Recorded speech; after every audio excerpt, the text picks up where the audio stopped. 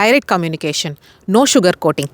ఇండియాలో మనం ఏదైనా చెప్పాలి అంటే ఏమంటాము, బాగుంది బాగోలేదు అన్న దాంతో పాటు బాగానే ఉంది అని అంటాం కదా. సో అట్లాంటివి ఇక్కడ ఉండవు అనమాట. ఎదర్ బాగుంది లేకపోతే బాగలేదు, yes or no, good or bad, మధ్యలో ఇంకా ఏమీ ఉండవు అనమాట. సో చాలా డైరెక్ట్ కమ్యూనికేషన్ చేయాలి. మీరు ఎక్కడికైనా వెళ్ళాలి అనుకుంటున్నారు కానీ మీ జర్మన్ ఫ్రెండ్ కనుక అక్కడికి రావద్దు అనుకుంటే మీరు వస్తారా అని అడుగుతారు. అడిగితే డైరెక్ట్గా వాళ్ళు మా మీద లేదు నాకు వేరే అపాయింట్మెంట్ ఉంది నాకు రావడం కుదరదు అనేస్తారు. మీకు ఎలా అనిపిస్తుంది అప్పుడు?